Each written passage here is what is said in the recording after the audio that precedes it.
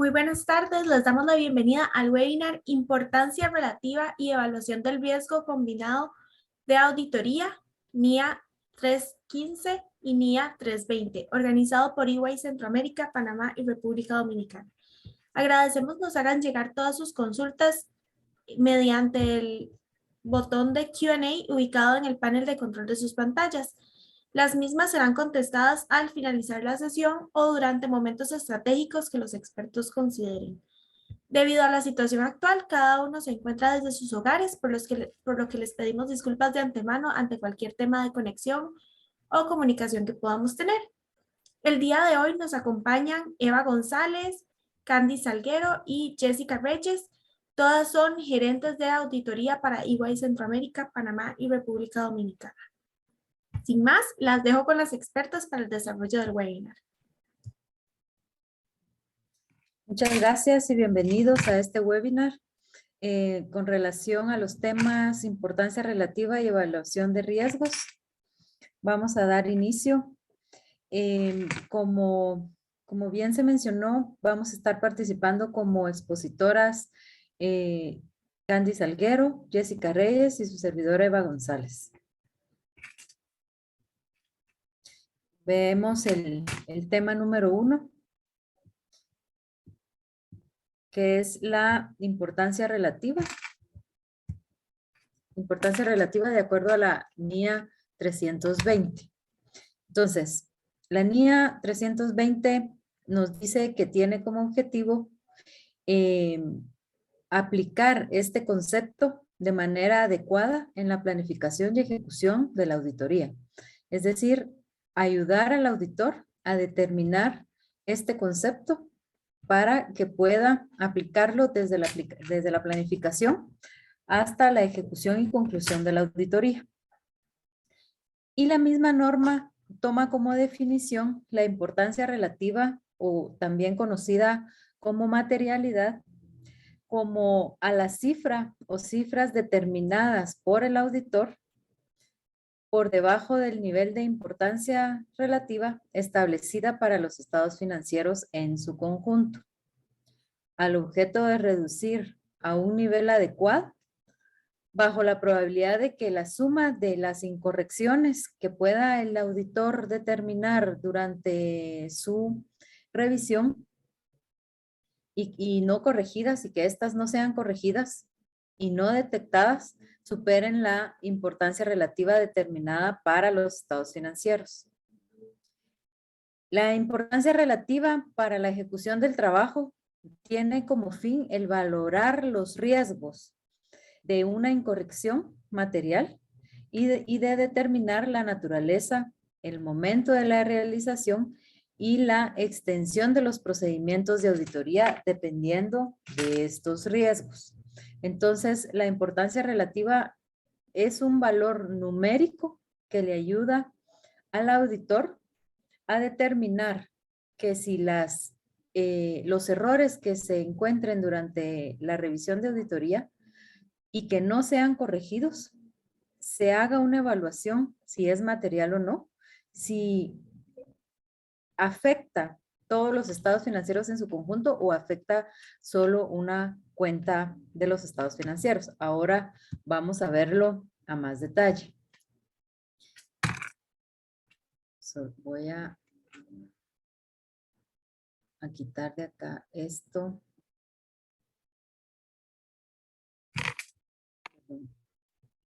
Ok. Los factores para determinar la importancia relativa o materialidad.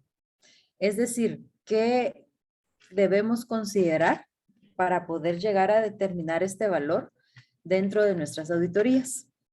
Entonces, cuando estamos en el proceso de determinar nuestra estrategia de auditoría y necesitamos determinar la importancia relativa o materialidad para nuestro trabajo, tenemos el concepto de importancia relativa que puede afectar los estados financieros en su conjunto. Y también tenemos la importancia relativa a nivel de cuenta individual o a nivel de saldo. esto también es conocido como un error tolerable, porque es un monto que se determina dentro de la materialidad o dentro de la importancia relativa, pero que se aplica a nivel de cuenta individual o a nivel de un saldo de los estados financieros. Entonces, los factores que determinan cuál será la base de cálculo para esta materialidad, tenemos varios. Por ejemplo, los principales usuarios, la comprensión de la entidad, la expectativa sobre lo que es importante para estos usuarios de los estados financieros para poder llegar a cumplir con la definición de la base de materialidad. Para todo esto, se debe tener en cuenta que se determina a través del juicio profesional del auditor, con base en todas estas consideraciones que les acabo de mencionar. La importancia relativa puede ser que la utilicemos dentro de las incorrecciones, incluidas las omisiones que se consideren materiales, individual o en forma agregada, que influyen en las decisiones económicas. Entonces, puede ser que un monto sea material para los usuarios de los estados financieros y para el auditor sea un monto totalmente diferente. Entonces, el auditor determina este monto para poder evaluar esos errores o incorrecciones que puede encontrar durante el proceso de auditoría y poder definir si esto puede llegar a impactar o no su opinión. Por eso no debemos revelar a los clientes o a los usuarios al corporativo, a la administración de nuestros clientes cuál es nuestro monto de materialidad, porque para ellos ese monto puede ser material o no. Entonces, y sobre todo porque puede predisponer qué cosas son las que nosotros vamos a revisar, qué procedimientos podríamos estar revisando, qué montos podríamos estar revisando si se revela esto. Entonces, la importancia relativa siempre tiene que quedar a nivel del equipo de auditoría, no revelarse a la administración. Los juicios sobre la importancia relativa se realizan teniendo en cuenta las circunstancias que ocurren y se ven afectadas por la magnitud o la naturaleza de la incorrección o ambas, porque pueden llegar a cambiar la opinión del auditor a emitir sobre estos estados financieros. Entonces,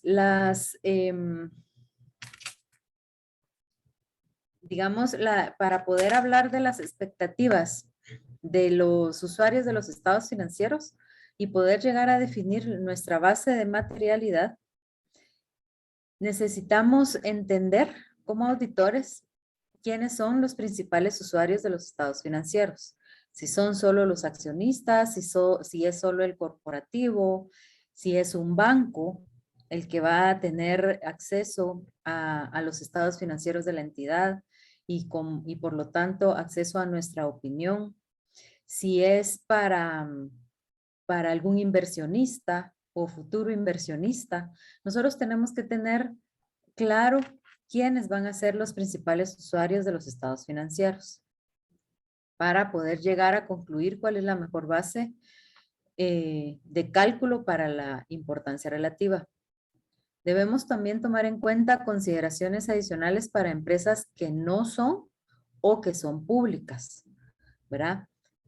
Públicas en qué industria, públicas en dónde, ¿verdad? En qué país.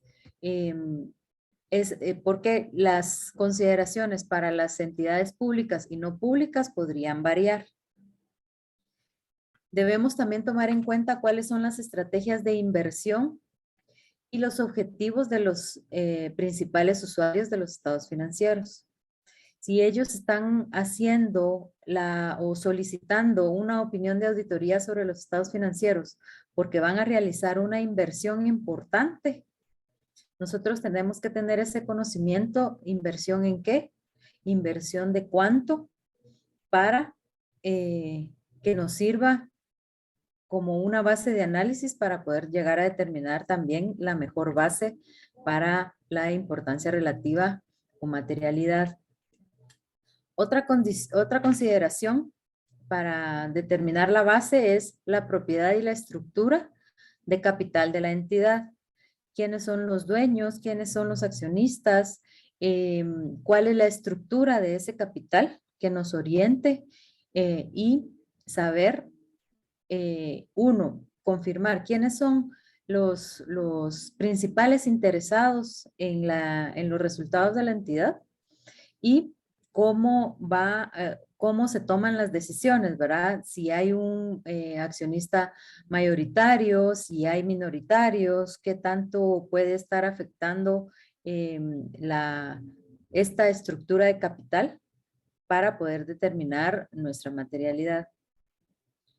Las expectativas de los encargados de gobierno de la entidad o el corporativo, que también se le conoce como corporativo. ¿Cuáles son las expectativas de estos encargados de gobierno de la entidad para nosotros poder tomarlo en consideración también dentro de nuestro análisis para determinar la materialidad? También debemos considerar características de la entidad que influye en esas expectativas de los usuarios de los estados financieros. Por ejemplo, el tipo de entidad, qué naturaleza tiene la entidad, a qué actividad se dedica, en qué industria se desenvuelve, quiénes son sus competidores, quiénes son sus proveedores, sus principales clientes, etcétera, ¿verdad? Para poder también tomar en cuenta este criterio dentro de la base de materialidad a la que vamos a llegar. También se debe considerar la madurez de la entidad.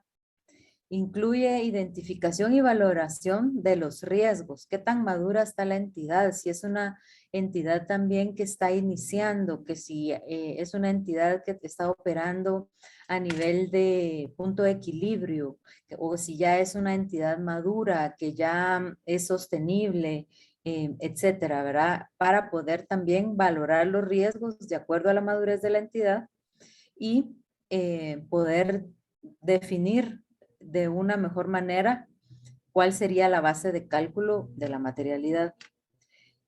También se debe considerar si es una entidad sin fines de lucro y que sus objetivos principales no sea la rentabilidad. Esto también cambia a una entidad que sí es con propósitos de lucro o el propósito es generar utilidades a una que no lo es, ¿verdad? Que no es ese su objetivo. Entonces, todas estas consideraciones hay que tomar en cuenta para poder llegar a una base de cálculo de la materialidad o de la importancia relativa. Entonces, la norma también considera algunas bases, ¿verdad? Para poder llegar a determinar este número y siempre con base en las perspectivas y expectativas de los usuarios de los estados financieros, quiénes son los principales usuarios, como lo dijimos, y cuáles son estas expectativas sobre los estados financieros de los usuarios principales, nosotros podemos considerar que una base adecuada para el cálculo de materialidad puede ser la base de las utilidades. ¿Qué incluye esto? Podría ser la utilidad antes de impuesto, la base. También podría ser el EBIT, la base, o el EBITDA, o el gross margin, ¿verdad? Estas 4 bases están dentro de la categoría de una base de utilidades. Entonces, podría ser que dependiendo cuál es el foco de los usuarios de los estados financieros, hacia qué se enfoca estos usuarios, podríamos determinar que esa es la base más adecuada para el cálculo de nuestra materialidad. También podríamos considerar una base sobre actividades, por ejemplo, sobre los ingresos o sobre los gastos operativos. ¿Cuándo podríamos estar utilizando esto? Cuando, por ejemplo, la base de los gastos podría ser para una entidad no lucrativa que su objetivo no es generar utilidades, sino ejecutar algún proyecto, ejecutar algunos fondos que ha recibido con base en una donación Entonces, la base más adecuada podría ser los gastos, ¿verdad? No podrían ser los ingresos porque los ingresos son inciertos si es sobre una base de donación. Entonces, aquí la mejor base debería de ser los gastos. Es un ejemplo. Vamos a ver más adelante más ejemplos de bases de cálculo. Y también la norma considera la base de capital, es decir, que podamos tomar como base el monto del patrimonio o el monto del total de activos para poder determinar cuál sería nuestro monto de materialidad a considerar.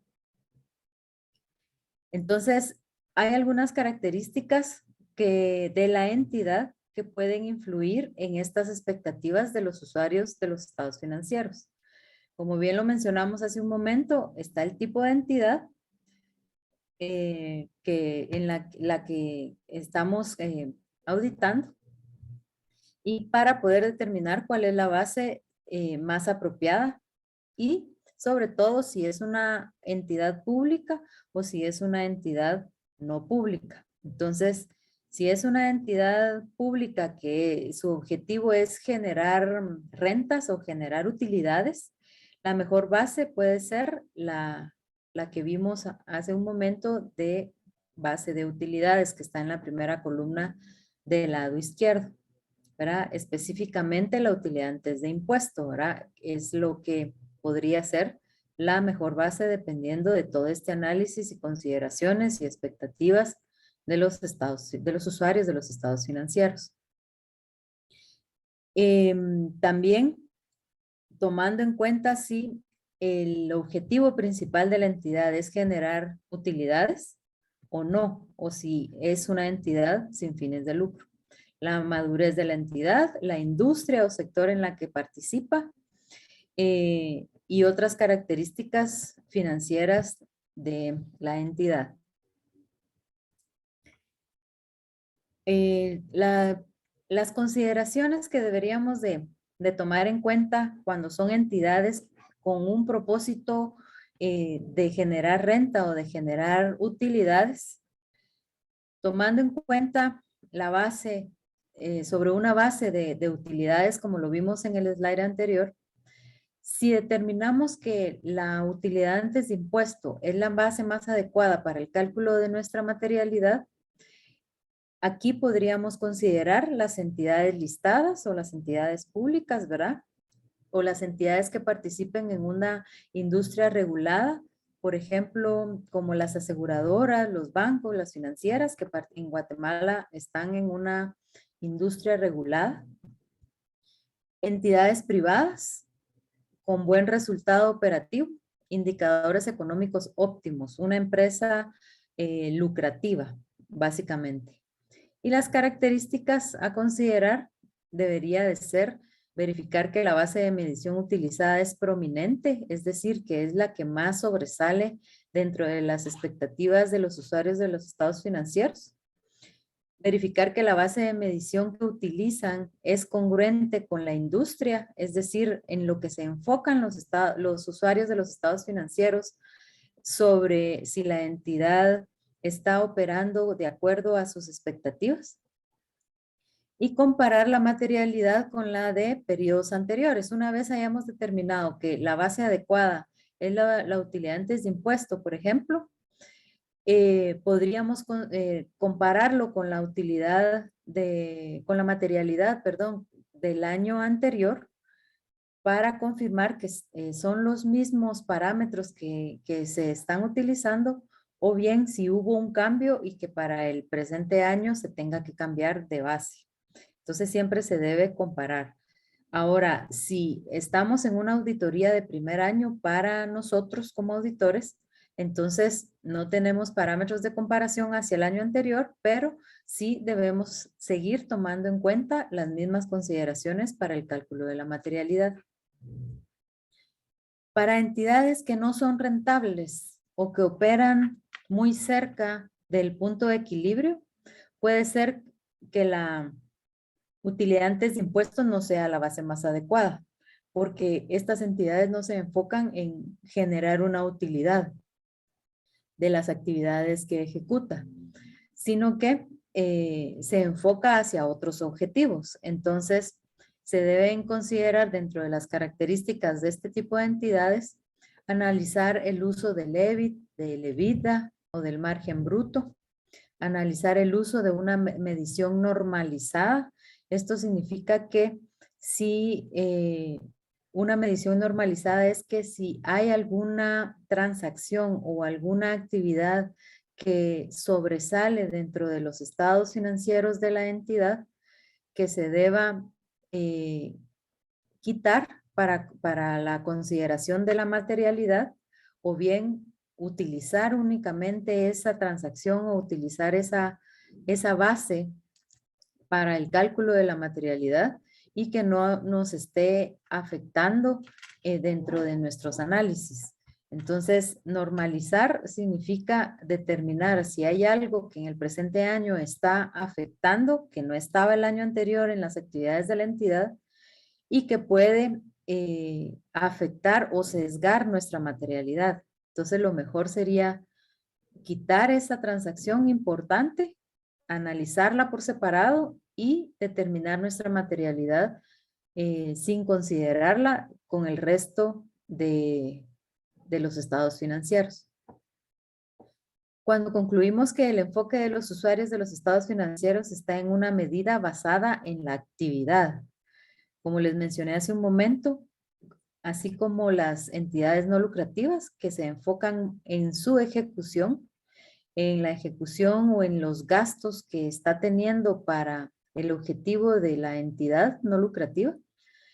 Eso es basarse en la actividad. Entonces, ahí ya tendríamos que tomar en cuenta los gastos para tener esa base de cálculo, o bien los ingresos va a depender del tipo de entidad. Ingresos, me refiero a lo que esté recibiendo, más no a una utilidad, pues, puesto que no se evalúa una utilidad dentro de este tipo de entidades.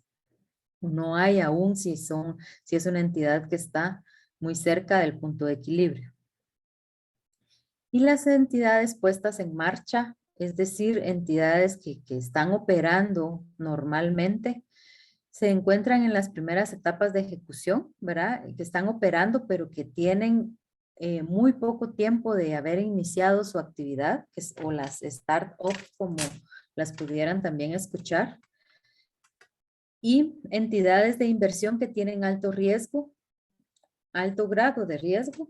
Los usuarios de los estados financieros esperan que la entidad opere con pérdidas, ¿verdad? Estas son otro tipo de entidades y esa es una consideración especial que debemos tomar en cuenta para el cálculo de nuestra materialidad. Si la entidad funciona más que todo como un centro de costo, por ejemplo, en un país, o solamente para tener presencia dentro de ese país, y que al grupo no le da, sino más que todo que tenga una presencia o que funcione como un centro de costo. Ok, para la medición de la materialidad vamos a ver algunos ejemplos y vamos a discutir sobre algunos ejemplos, pero una vez determinada la base más adecuada para el cálculo de nuestra materialidad, debemos considerar un porcentaje o un rango para poder llegar a determinar ese número que nos va a servir como cálculo de materialidad. Entonces, si hemos determinado que la mejor base son los ingresos antes de impuesto o la utilidad antes de impuesto, la norma considera un porcentaje para poder determinarla. Entonces, tomamos el monto de la utilidad antes de impuesto y le aplicamos el 5% y esa sería nuestra materialidad. Podríamos tomar un rango desde el 5 al 7, por ejemplo, pero recuerden que el cálculo de materialidad tiene el juicio profesional del auditor y ese porcentaje que estamos tomando para el cálculo de la materialidad debe ser un juicio tomado como equipo de auditoría. No es el juicio de la persona que está ejecutando el cálculo únicamente, sino del equipo en su totalidad para poder documentar que es un criterio de equipo de auditoría, que se están utilizando ciertos criterios para poder llegar a definir la base y el rango del porcentaje a utilizar y por lo tanto llegar a un número o a un monto, a una cifra que vamos a definir como materialidad. Entonces, recordemos que como documentación obligatoria, la determinación de la materialidad para la ejecución del trabajo no es un simple cálculo mecánico, un número de decir, voy a tomar este monto de utilidades de impuesto y aplicarle X porcentaje, sino que implica la aplicación del juicio profesional acordado con el equipo de trabajo y sobre todo acordado con los ejecutivos del compromiso y que se tenga la aprobación documentada de que esa es la mejor base para el cálculo de materialidad y el rango utilizado para el cálculo es el apropiado. No es solamente hacer un cálculo, sino que conlleva un análisis previo para llegar a determinar cuál es la mejor base y el rango o el porcentaje a utilizar. A manera de recordatorio, cuando nos enteramos de información durante el proceso de la auditoría que no se había considerado al momento de determinar la materialidad o la importancia relativa, se debe considerar en ese momento revisar nuevamente el cálculo, la materialidad, para saber si esa situación podría cambiar nuestro monto. Entonces, prácticamente la materialidad se debe estar evaluando durante todo el proceso de la auditoría y no únicamente al inicio, sino que considerar si esa materialidad, dependiendo de factores que pudieran estar afectando, debiera cambiar a lo largo del proceso de auditoría. Normalmente realizamos esta evaluación preliminar al inicio durante nuestra etapa de planificación y al final, si hay algún impacto en nuestros papeles de los estados de la auditoría, en los papeles de trabajo de auditoría. Si hay un cambio en este monto que implique que debamos ampliar nuestros procedimientos de auditoría, que pudimos haber planificado a un inicio, y esa es la razón por la que debemos estar evaluando nuestra materialidad al final, nuevamente, cuando vamos a iniciar los procedimientos de fin de año y estar alertas a cualquier situación durante el proceso, desde la planificación hasta la ejecución, si puede haber otro factor que no habíamos considerado al inicio que pueda cambiar nuestro monto de materialidad. Okay. Evita, solo quisiera aportar algo más. ¿Sí? Puede regresar a la claro. Anterior.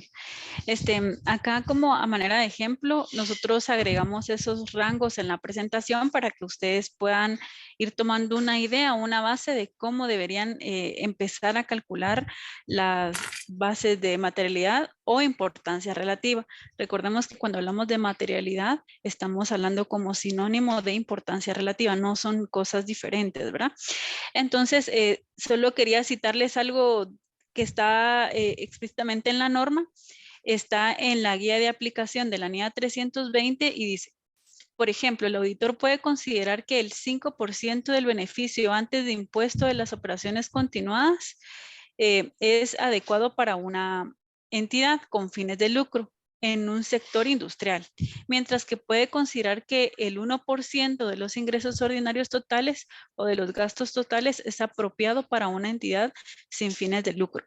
Entonces, la norma sí que nos da algunos rangos o algunos porcentajes, pero es bien importante que ustedes aprendan que esto depende muchísimo de juicio profesional, ¿verdad? Y como bien está resaltado ahí en el slide, dice, esto no es un simple cálculo mecánico, ¿verdad? Sino que va más allá de un análisis y de todos los temas que hablaba Eva en su momento, de los factores para determinar la importancia relativa, el juicio profesional que estamos aplicando, las perspectivas y expectativas de los usuarios de los estados financieros y todo lo que ella ya habló, ¿verdad? Entonces es bien importante que se queden con esa idea.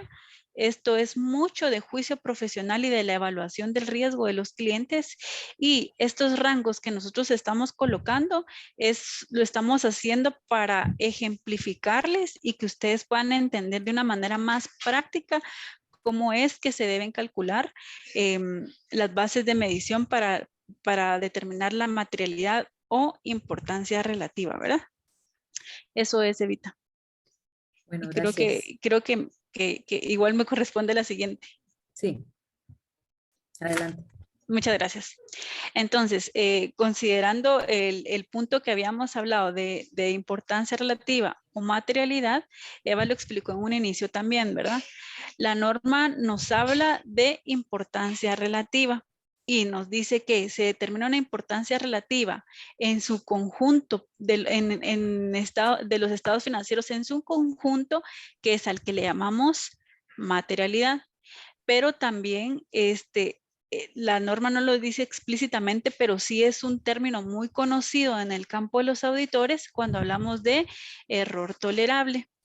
El error tolerable también lo habla la norma, pero también se refiere a importancia relativa, pero es por niveles, ¿verdad? Porque ya habla de cuando vamos a trabajar una cuenta individual, un saldo o una transacción. Entonces, como primer punto tenemos la determinación de, vamos a llamarlo acá en esta presentación para que no nos confundamos. Materialidad es la base de medición adecuada para determinar nuestra importancia relativa, y le vamos a llamar error tolerable al que vamos a determinar por niveles, ¿verdad? El que vamos a determinar por cuentas, por transacciones y específicamente. Más adelante, en un par de slides, vamos a estar viendo unos ejemplos matemáticos de cómo es que determinamos una base adecuada, ¿verdad? Entonces, para determinar el error tolerable o importancia relativa por niveles, también tenemos que considerar algunos temas. Entonces, también estos porcentajes que están acá es solo una guía para que ustedes puedan tomar una idea de cómo es que se establecen estos parámetros. Nuevamente vuelvo a repetir, con juicio profesional y bien documentado, porque ese es otro punto súper importante. Tiene que estar documentado cualquier juicio que ustedes como auditores determinen al momento de realizar sus papeles de trabajo. Si van a determinar un rango, por ejemplo, hablando del 50%, ustedes tienen que documentar las consideraciones por las que llegaron a concluir que van a escoger un 50%. Entonces, para que nos quede más claro, la materialidad va a ser un rango mayor al rango del error tolerable. ¿Por qué? Porque el rango de materialidad lo vamos a ver en los estados financieros en su conjunto, y el error tolerable lo vamos a ver por niveles, por cuentas, por saldos o transacciones. Entonces, materialidad más alto que el error tolerable. Y entonces ahora sí vamos a ver las consideraciones para determinar el rango del error tolerable. Y dice acá que podemos establecer el 50% del error tolerable porque la auditoría se designa como un monitoreo cercano o un monitoreo estricto. Esto quiere decir que en el proceso de aceptación y continuidad del cliente y el compromiso, puede que hayan industrias que estén regulando alguna compañía, por ejemplo, una compañía que sea pública y que tenga un monitoreo de la PCAOB. Entonces, digamos que son más estrictos o hay un mayor monitoreo en las compañías, entonces por eso vamos a determinar un 50%. Este 50% es sobre la materialidad que nosotros determinamos. Otro punto es que podemos establecer un 50% del ET porque existe una mayor probabilidad de que se produzcan declaraciones erróneas dentro de los estados financieros. una declaración errónea única, ¿verdad? Que supere el 25% del PM, que es materialidad, o que sea un área de juicio en el periodo anterior, ¿verdad? Establecemos el 50% del ET cuando las declaraciones erróneas del ejercicio anterior se debieron a un fraude en los estados financieros. ¿Por qué 50%? Porque, o sea, nos da más amplitud de revisión, ¿verdad? Otro factor por el cual podríamos establecer un 50% es cuando el entorno de control interno no soporta adecuadamente la prevención o detección y corrección de los errores. Otro punto que puede ser que establezcamos un 50% es cuando tenemos una auditoría inicial, y eso pueden ser dos, ¿verdad?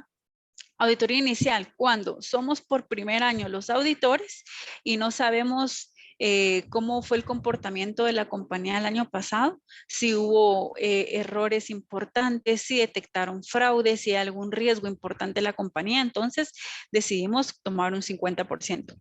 O bien, si la compañía es una compañía nueva que está empezando sus operaciones, entonces cuando es una compañía nueva puede que tenga saldos, transacciones o números muy volátiles, ¿verdad? Entonces no sabemos cómo va a ser el comportamiento de la misma y por lo tanto pues vamos a bajar un poquito más el porcentaje y vamos a determinar un 50%. Todas las consideraciones de las que les acabo de hablar es sobre un 50%, ustedes pueden determinar cuál es el porcentaje adecuado, pero digamos que el 50% quiere decir que vamos a revisar más. Ahora, podemos establecer un 75% del error tolerable cuando posterior a una evaluación nosotros no identificamos que hay riesgos significativos o de incorrecciones materiales, o que no esperamos que hayan errores en este año, que no esperamos ajustes que superen el 25% del error tolerable. Cuando hay un adecuado control interno dentro del gobierno corporativo, cuando no esperamos detectar errores de incorrección debido a fraude o error, ¿verdad? Entonces, ahí, ¿qué hacemos? Ajustamos el porcentaje del error tolerable, le subimos un poquito más y con eso digamos que estamos confiando un poco más, igual aplicando siempre el escepticismo profesional y todos los procedimientos de auditoría que ya conocemos, pero sí podemos subirle un poquito más al margen que no vemos un riesgo importante para la determinación del error tolerable, ¿verdad? Entonces, vamos al siguiente. Por favor.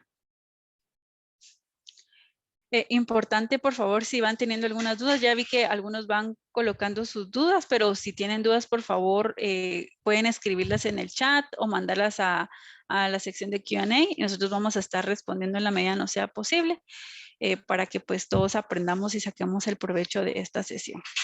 Bueno, aquí tenemos un ejemplo de cálculo. Y estos son los antecedentes. Entonces vamos a hablar de la entidad que se llama CityCars. La entidad CityCars es subsidiaria de la compañía Automóviles del Mundo S.A.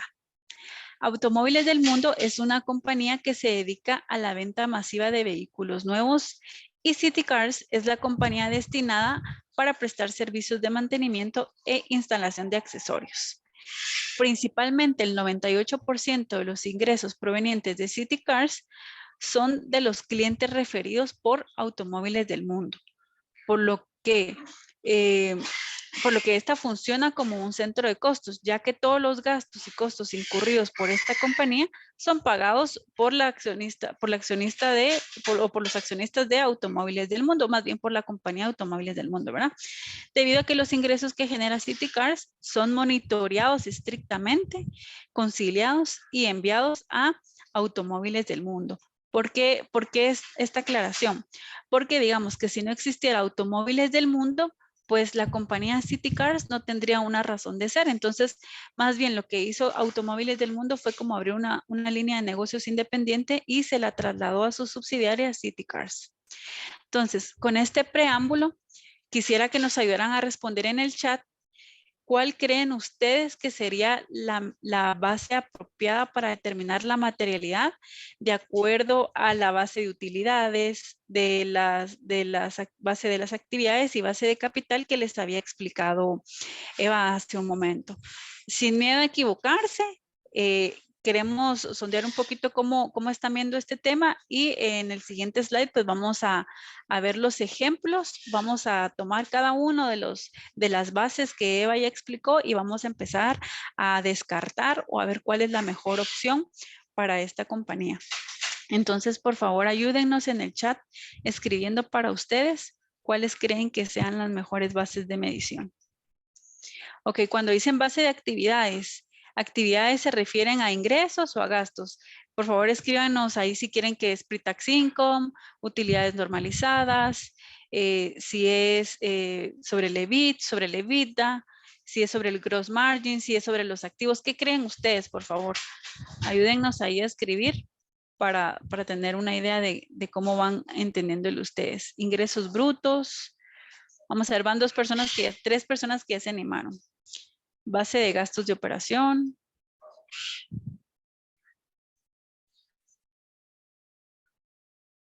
Ok. El EBITDA. Ingresos. A ver, ¿quién más?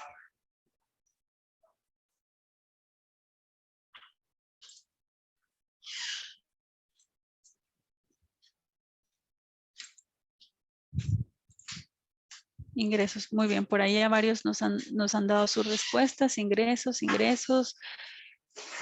Sobre gastos de operación, EBITDA. Bueno, ahora si quieren vamos a entrar en materia en el ejercicio para que podamos ir saliendo de dudas, ¿sí? Es importante también comentarles que acá no hay una fórmula mágica, no hay una base más adecuada o algo sobre lo cual nosotros podamos recomendarles calcular una importancia relativa a materialidad, sino esto va a depender, como se los hemos explicado, de todo el preámbulo, de todo el análisis de riesgo de las compañías. Es importante que nosotros conozcamos el contexto, la industria, si tiene riesgos esta compañía, lo mismo que ya había comentado, ¿verdad? ¿Quiénes son los usuarios?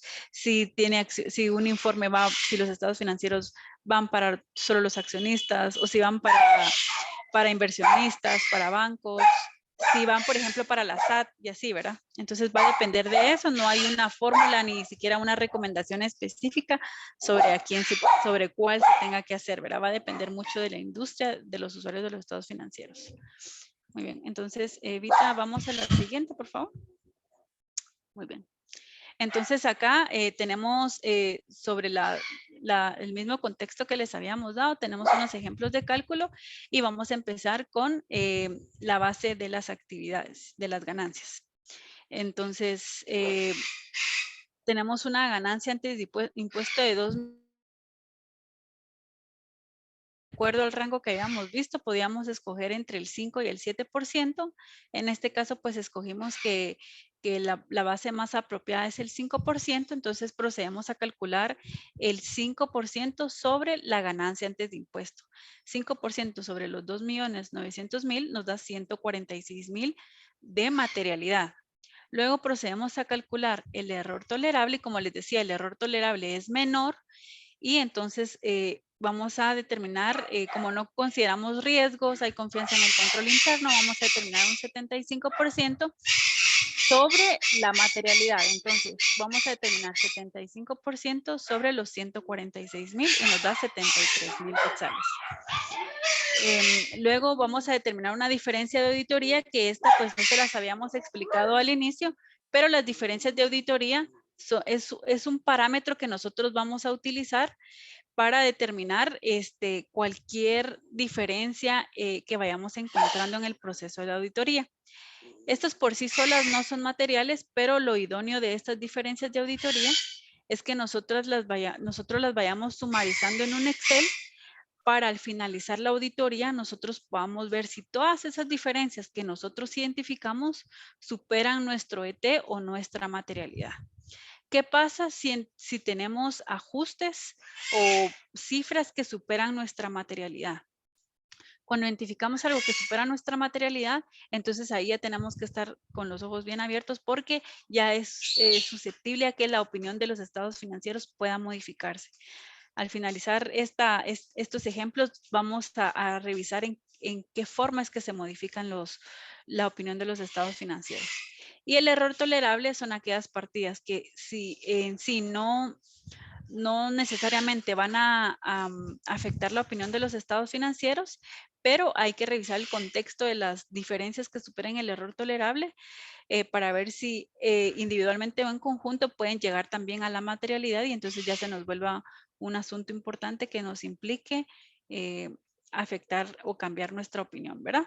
Entonces, hicimos el cálculo sobre el pre-tax income y cuál fue nuestra evaluación. Entonces dice, consideramos que no es la base apropiada para la determinación de la materialidad debido a que la ganancia antes de impuestos representa el 2% en relación a las ventas. Por tanto, podría decirse que su resultado antes de impuesto está muy cerca del punto de equilibrio, por tanto, esta base se descarta. ¿Por qué se descarta? Porque fue una de las consideraciones que Eva hace unas slides explicó, en donde indica que si la compañía opera muy cerca del punto de equilibrio, pues no es una base adecuada, ¿verdad? Tenemos que buscar una base diferente.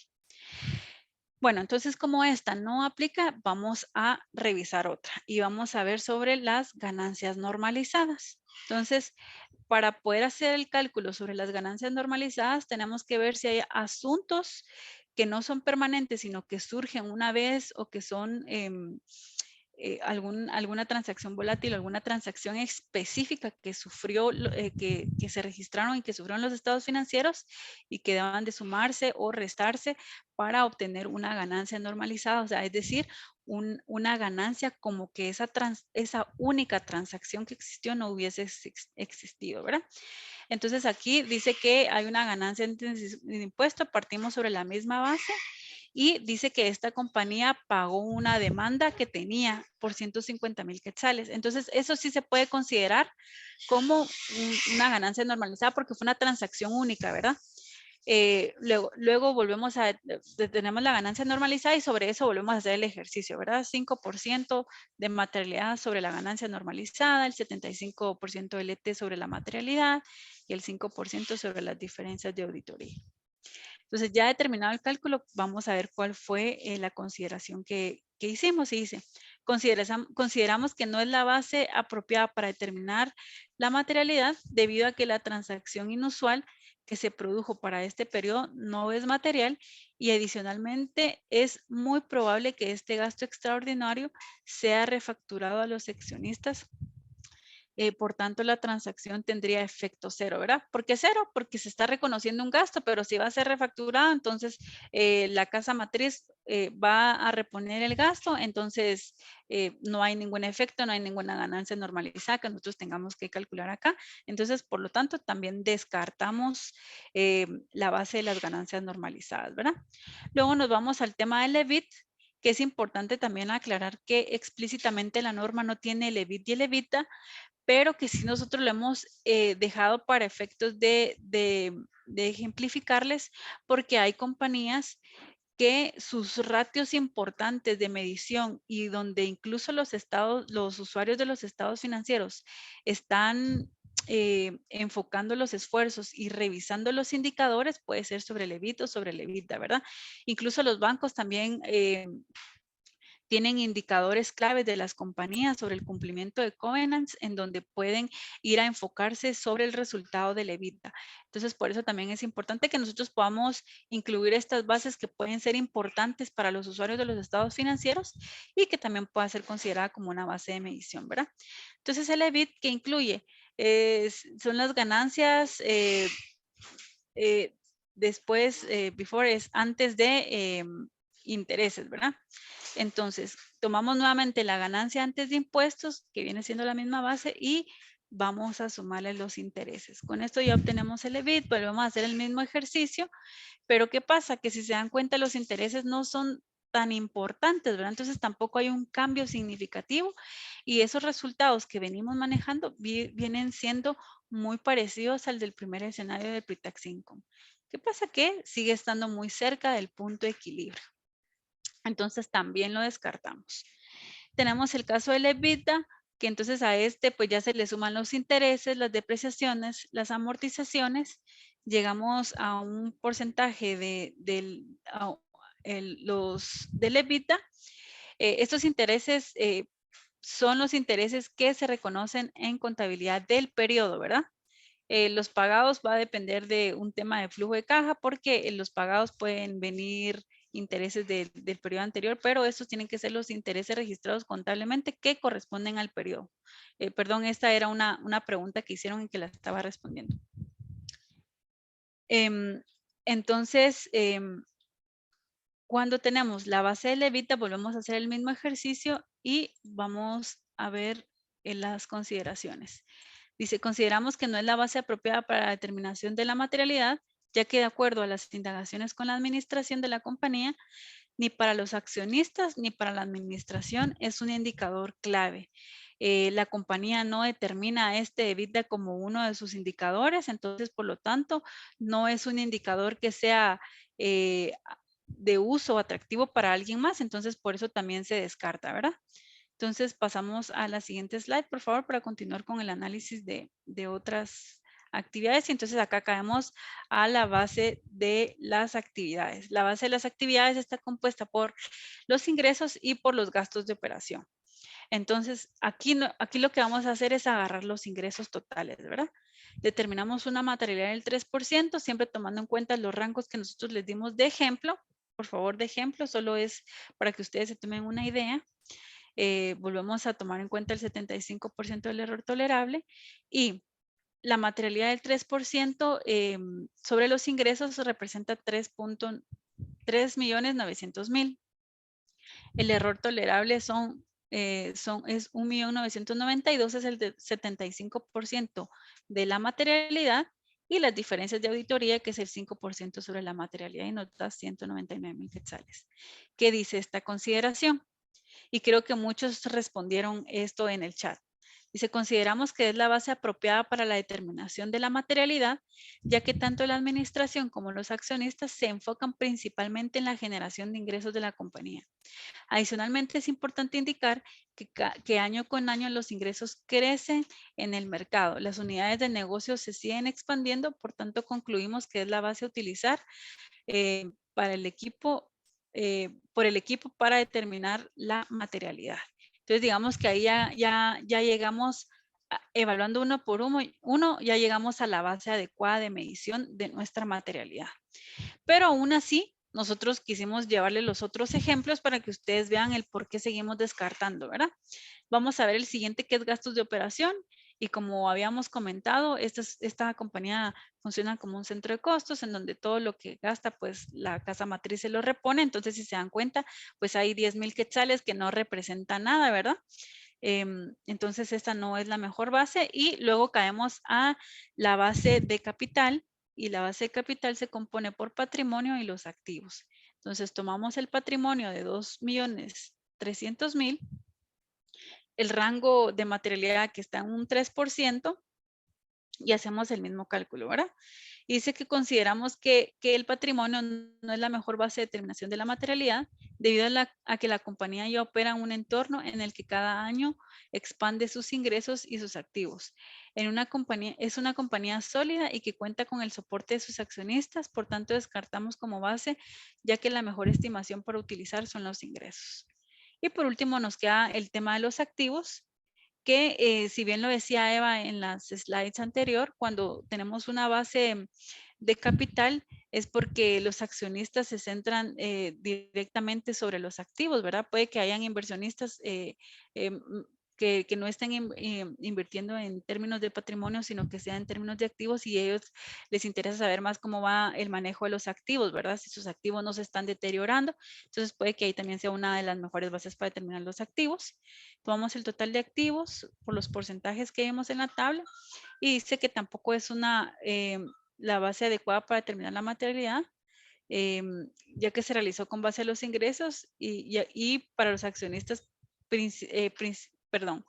ya que para los accionistas los rubros principales de evaluación de la compañía son los resultados y activos. Sin embargo, por orden jerárquico, como fuimos analizando, ¿verdad? Porque la compañía sí es una compañía orientada con fines de lucro, es muy importante también decirlo, ¿verdad?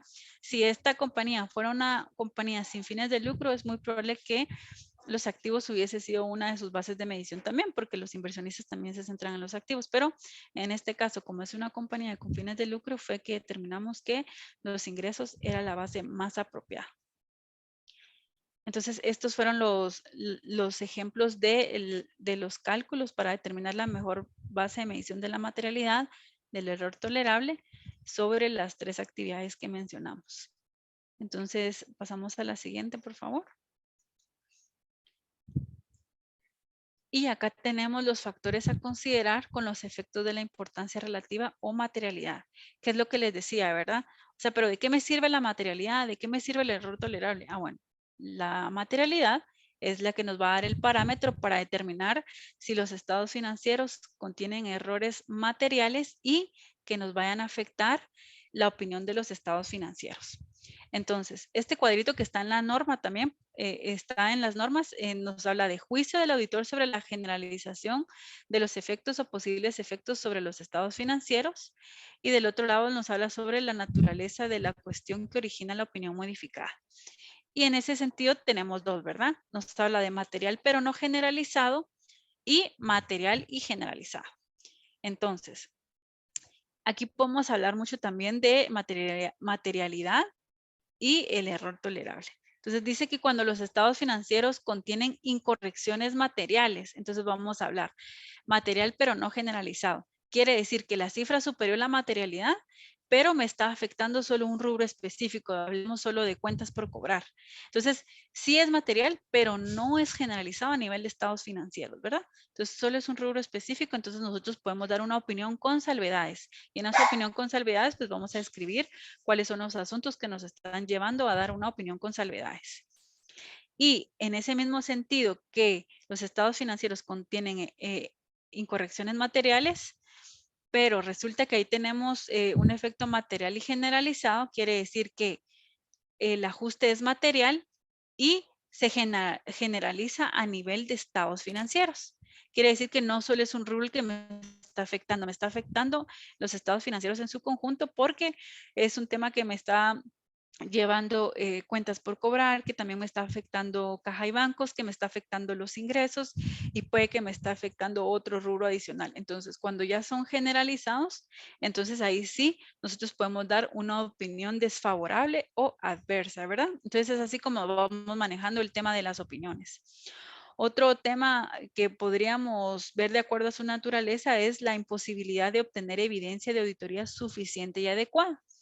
Entonces, cuando es material pero no generalizado, nuevamente podemos dar una opinión con salvedades. Porque es cierto, me están dejando de dar información que es material, pero no me generaliza todos los estados financieros. Vuelvo a dar una opinión con salvedades, explico qué fue lo que no me dieron, cuál fue la evidencia que yo no pude revisar, y entonces yo ya pues doy una opinión con salvedades. Pero sí, esa evidencia que no me están dando o que no me quieren demostrar es material y se generaliza a nivel de estados financieros, pues definitivamente aquí el efecto en la opinión va a ser que vamos a denegar o vamos a abstenernos de opinar en los estados financieros. Entonces, en resumen, esto es el impacto final que tiene la determinación de la materialidad. Y es por eso es que es bien importante que nosotros documentemos nuestros juicios en los papeles de trabajo, que siempre nos retemos a nosotros mismos y retemos a la administración sobre las bases adecuadas para determinar. Y como dijo Eva, ¿verdad? Estos porcentajes nosotros no podemos compartirlos con la administración ni con ningún usuario de los estados financieros, porque ¿qué pasa? Si los usuarios o la administración o alguien se llega a enterar de cuáles son nuestros alcances, entonces nos pueden empezar a esconder cifras, ¿verdad? Aunque cuando son montos materiales, pues es difícil, pero pueden empezar a jugar con cifras para que de alguna manera nosotros no nos demos cuenta, o pueden empezar a segmentar esos errores para que no nos demos cuenta, ¿verdad? Y los vuelvan microerrores y al final pues no los vamos a ver. Entonces, es bien importante que los juicios que nosotros estemos documentando, los estemos documentando adecuadamente porque al tener un error en la determinación de la base de materialidad, pues vamos a tener un error en nuestra opinión, ¿verdad? Si es que no es lo suficientemente sensible para detectar errores en los estados financieros. ¿Hasta acá hay alguna duda?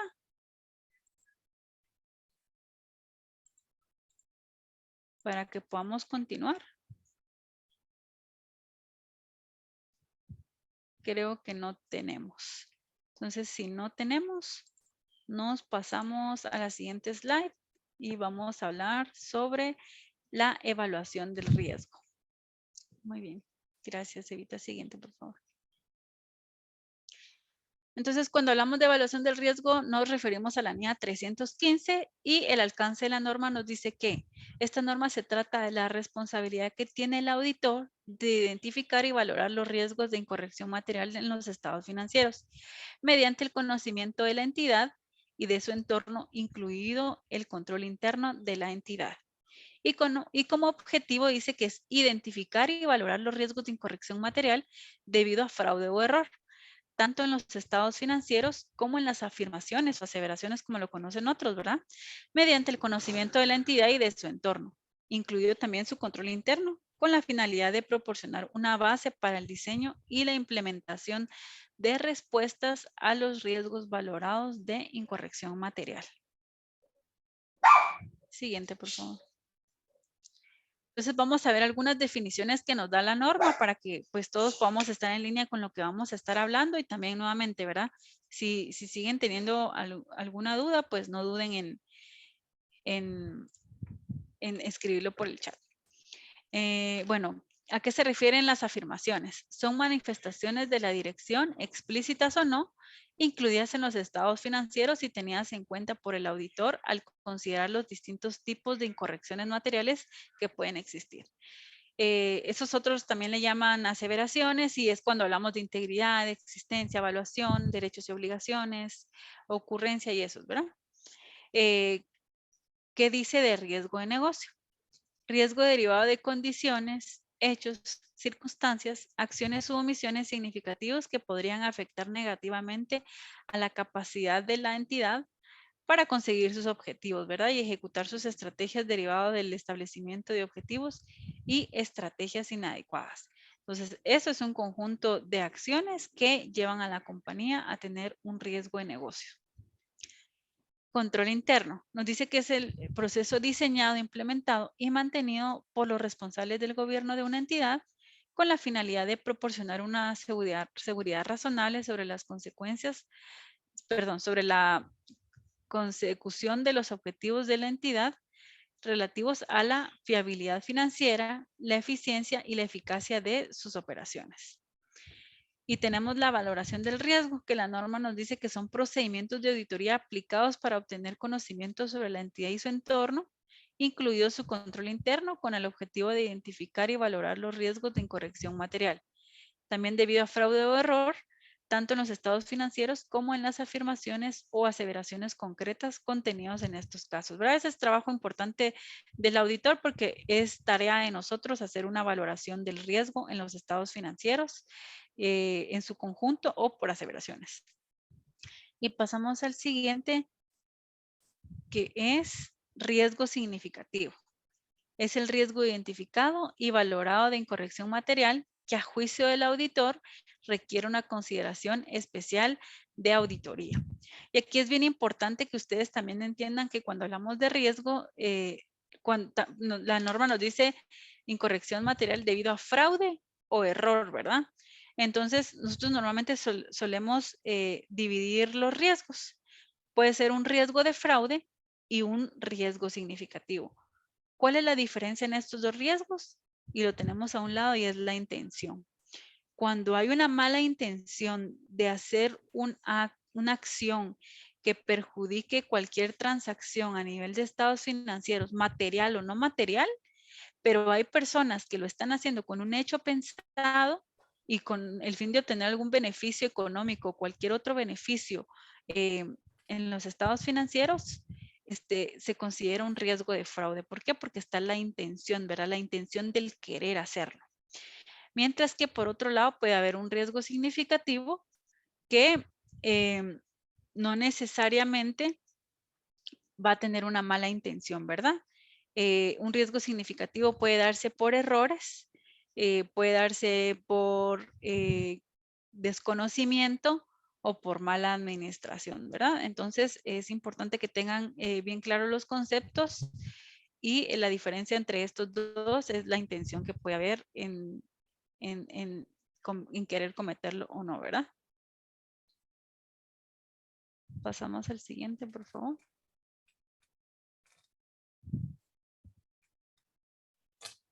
Ok, gracias, Candy.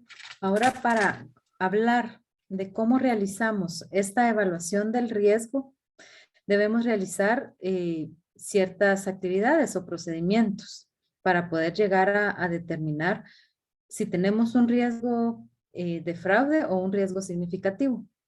Entonces, para identificar y evaluar estos riesgos de incorrección material, es decir, qué riesgo se tiene dentro del proceso de auditoría de que haya algo material que no se esté corrigiendo, ya sea debido a fraude o a un error que se pudo haber cometido en la contabilidad, con base en nuestro conocimiento de la entidad y de su entorno, incluido el control interno de la entidad. Entonces, esto nos sirve para poder determinar si tenemos el riesgo de fraude o un riesgo significativo y qué tanto puede llegar a afectar si cualquiera de estos dos riesgos se llegan a materializar, es decir, que suceda, ¿verdad? Entonces, luego tenemos que responder a los riesgos de incorrección material a nivel general de los estados financieros. Es decir, si estos riesgos se llegan a materializar, ¿qué tanto pueden estar impactando en los estados financieros a nivel general? O si estaría impactando únicamente a nivel de una cuenta o de un proceso. Entonces, debemos responder a esos riesgos de incorrección material. También debemos responder a los riesgos de incorrección material a nivel de afirmación o aseveración, como también se le llama. Con base en los riesgos inherentes o riesgos de control, determinando las pruebas apropiadas de controles y cuándo es apropiado ejecutar estas pruebas. Entonces, debemos responder a la identificación de los riesgos de fraude o significativos por medio de determinar si se tiene un alto riesgo inherente o de que los controles que tiene la entidad fallen. Y por lo tanto, para determinar si es apropiado o no tener un enfoque basado en controles, es decir, depositar una confianza en los controles y probarlos o no dentro de nuestra estrategia de auditoría. Y determinar en qué momento va a ser apropiado. Si vamos a tener una estrategia de confianza en controles, en qué momento es apropiado realizar dichas pruebas. Y también los procedimientos sustantivos para obtener una evidencia de auditoría suficiente y apropiada para verificar si esos riesgos de fraude o significativos pudieron llegar a materializarse o no. O el nivel de riesgo, si es alto, poder determinar si necesitamos hacer procedimientos adicionales de auditoría para cubrir ese riesgo. Entonces, procedimientos de valoración del riesgo y actividades relacionadas. Entonces, cuando estamos evaluando el riesgo, por ejemplo, tenemos acá considerando un riesgo sobre los ingresos relacionado al reconocimiento de los ingresos. El riesgo específico que pudiéramos acá tomar de ejemplo es reconocimiento de ingresos ficticios sin haber realizado el servicio o corte, con la finalidad de reflejar mayores ingresos para la compañía por la presión del corporativo para el cumplimiento del presupuesto anual en cada unidad de negocio. Significa que esto, si el nivel de ingresos que habían presupuestado no se cumple, es muy probable que el corporativo o la administración de la compañía se vea afectado porque tienen asignado un bono de productividad, por ejemplo, sobre los resultados del año.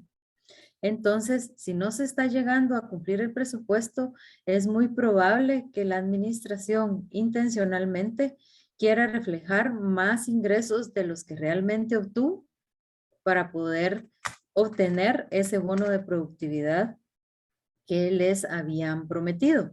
Entonces, se tiene acá el riesgo de que estén reconociendo más ingresos a la fecha de corte o a la fecha de los estados financieros, podríamos decir 31 de diciembre, y que posteriormente estén reversando esos ingresos contablemente porque no fueron reales. Entonces, tenemos un riesgo de que haya esa intencionalidad de cambiar el monto de los ingresos y eso nos refleje un riesgo de fraude asociado a esta cuenta. Entonces, este riesgo asociado a los ingresos nos afecta en las aseveraciones o afirmaciones de ocurrencia en los ingresos y por lo tanto en las cuentas por cobrar en cuanto a la aseveración de existencia. ¿Por qué? Porque si la administración está registrando más ingresos de los que realmente tiene, la contrapartida de esos ingresos ficticios registrados tiene que ser una cuenta por cobrar.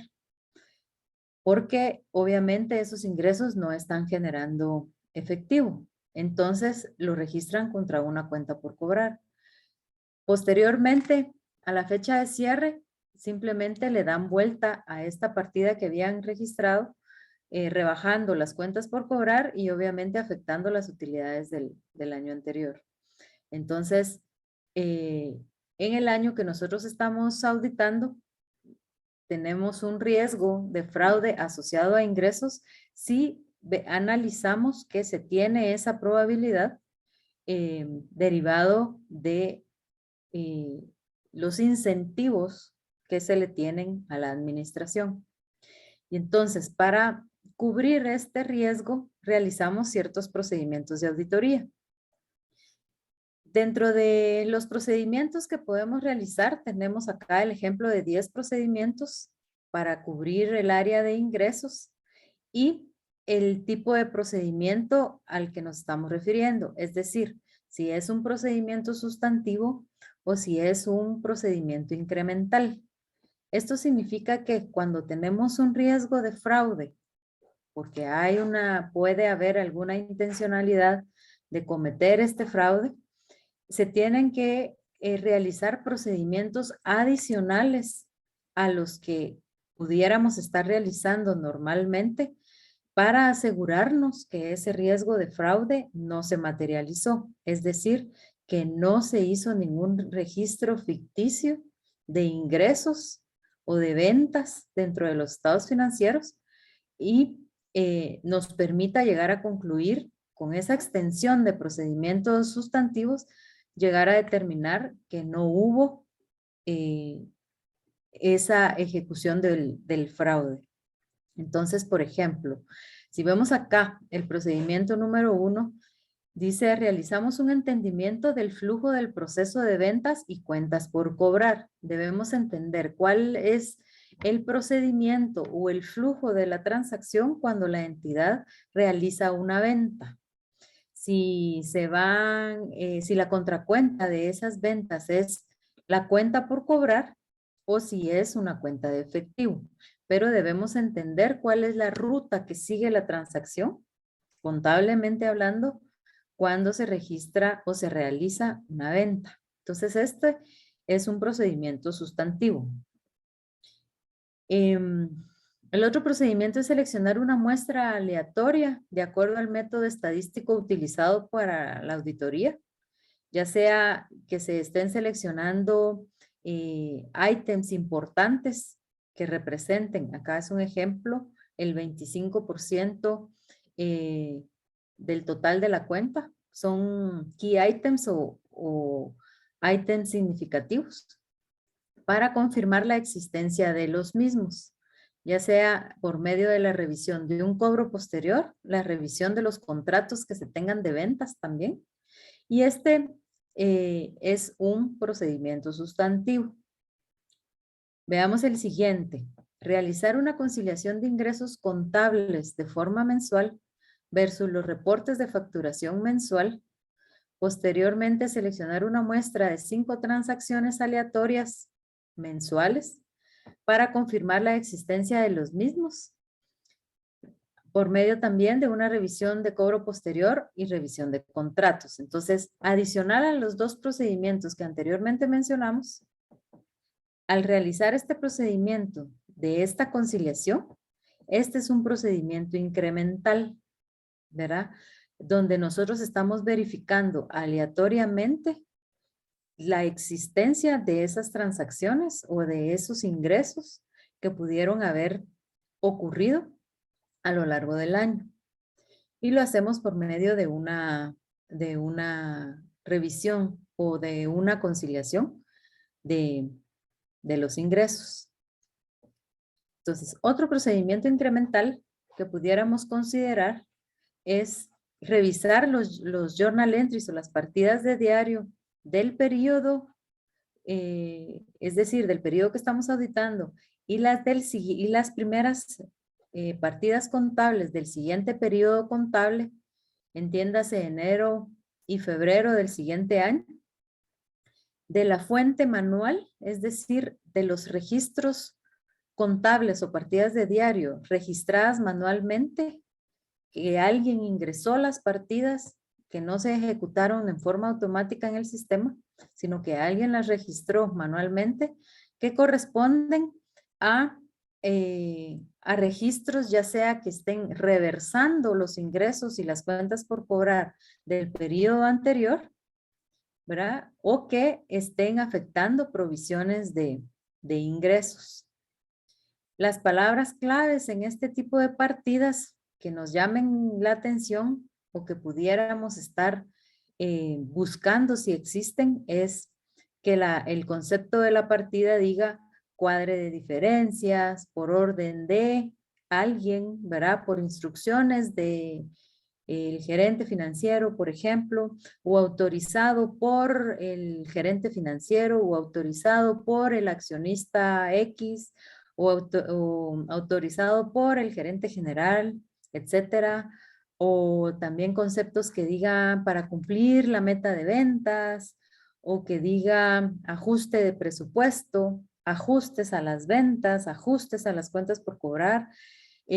Esto nos debe llamar la atención y revisarlas precisamente para poder determinar si son partidas que han sido registradas manualmente y que tengan estas características como para poder verificar si el riesgo de fraude pudo haberse materializado. Y así tenemos el ejemplo acá de otros procedimientos de auditoría sustantivos o incrementales que nos pueden permitir llegar a concluir si el riesgo de fraude pudo haberse materializado o no. Y evaluar qué tanto pudiera afectar los estados financieros en su conjunto o la cuenta de ingresos si este riesgo de fraude se vio materializado en el periodo que estamos auditando.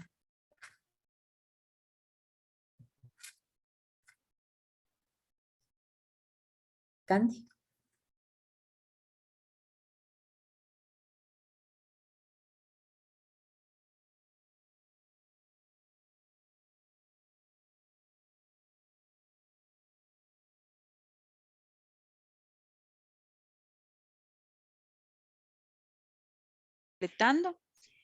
Para valorar los riesgos de las entidades. Entonces, uno de ellos es el que acabo de mencionar. Nuestros procedimientos de aceptación y continuidad de clientes y compromisos debe hacerse absolutamente en todos los compromisos a los que nosotros vamos a prestarles servicios. No hay excepción para ello y todos deben pasar por el mismo procedimiento. Debemos evaluar la naturaleza de la entidad y sus riesgos comerciales y lo que puede haber cambiado con respecto a periodos anteriores, ¿verdad? Esto es muy importante, suponiendo que teníamos una compañía que veníamos habitando desde hace varios años, que venía presentando buenos flujos de efectivo, buenos márgenes de negocio y por ejemplo, para este periodo vamos a seguir tomando las mismas consideraciones porque nosotros ya sabíamos que funcionaba todo muy bien, ¿verdad? Que marchaba todo muy bien. pues eso no importa. Nosotros tenemos que volver a evaluar las cifras y ver qué ha cambiado respecto al año anterior, porque puede que para este periodo hayan sido canceladas varias líneas de negocio, que hayan perdido accionistas, que han tenido deterioros. Entonces, es importante que nosotros siempre hagamos la evaluación con respecto a periodos anteriores para saber si hay riesgos que podemos detectar o incluso riesgos que ya no deberíamos de tener, ¿verdad? Por eso es importante que siempre, perdón, hagamos la evaluación con periodos anteriores y cómo funciona la compañía, ¿verdad? En la actualidad. También es importante validar la integridad y los valores éticos de la administración y los encargados de la gobernanza, que pueden ser relevantes para nuestra comprensión del entorno de control, ¿verdad?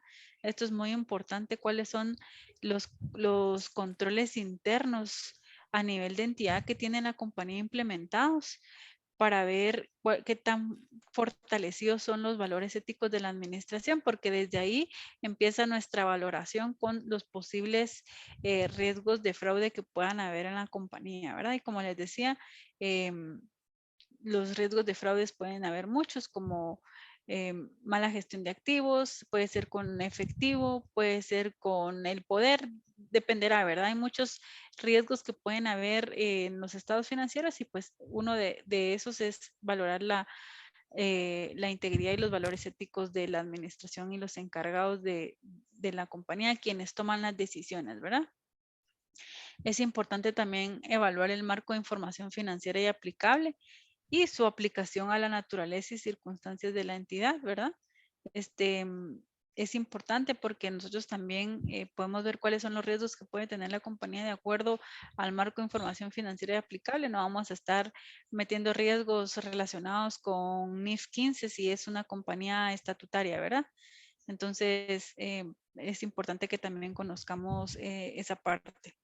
La situación financiera de la entidad, que es relevante para nuestra evaluación de la capacidad de la entidad para continuar como una empresa en marcha, ¿verdad? Eso también es súper importante que nosotros lo evaluemos porque pues cambian muchas consideraciones, ¿verdad? Hasta la forma en que vamos a opinar en los estados financieros va a cambiar si la compañía empieza a tener problemas de negocio en marcha y los riesgos que implica también a nivel de sus usuarios, ¿verdad?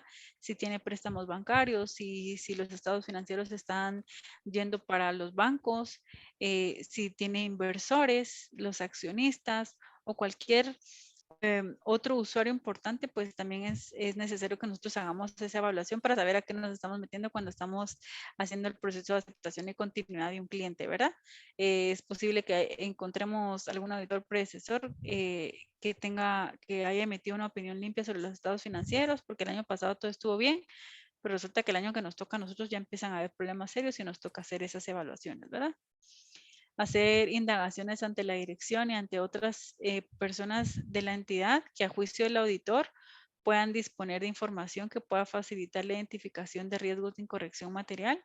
A veces las compañías pues tienen su departamento de control interno, auditoría interna, que también hacen procedimientos para detectar o identificar los riesgos de incorrección material. Es importante que nosotros también indaguemos con ellos sobre si tienen el conocimiento de algún riesgo que se haya materializado y que nosotros a través de todas las indagaciones que hagamos podamos llegar también a la misma conclusión o bien detectar otro riesgo que el área de control interno, auditoría interna, pues no ha identificado en la compañía. Y también pues debemos hacer procedimientos analíticos, ¿verdad? Eso forma parte de lo que les decía también de validar las transacciones con periodos anteriores.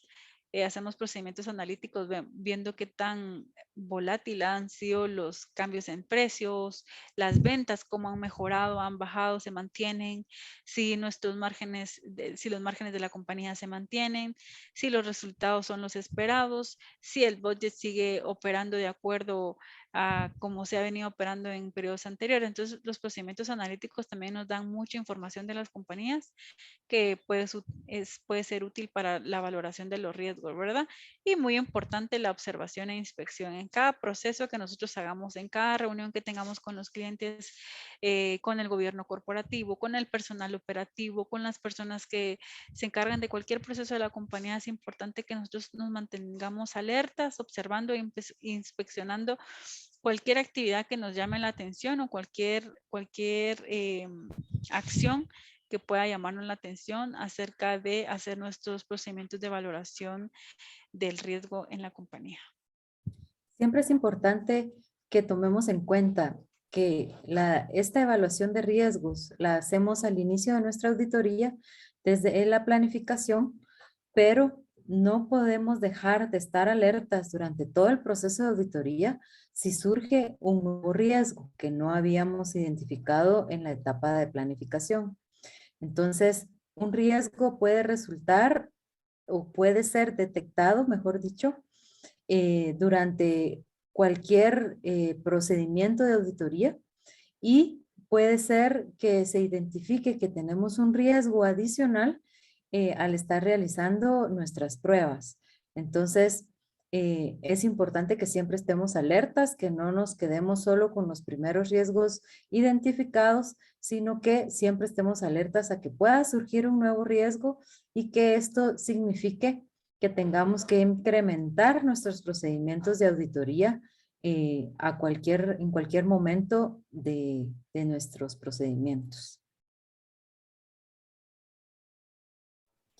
Entonces ahora veamos, ¿cuál es el riesgo que tenemos de auditoría o cuál es el riesgo que como auditores tenemos al estar ejecutando nuestros procedimientos? Jessica, adelante, por favor. Gracias, Evita. Buenas tardes a todos. Vamos a continuar conversando un poco con ustedes acerca del modelo de riesgo combinado de auditoría. Realmente el modelo de riesgo combinado de auditoría descansa básicamente en evaluar el riesgo inherente que está del lado de la administración, el riesgo de control que va a consistir en la evaluación de nosotros como auditores si decidimos realizar un trabajo de confianza en controles o no confianza en controles, y el riesgo de detección, que sabemos que es básicamente diseñar pruebas que lleguen a detectar esos riesgos a nivel de estados financieros.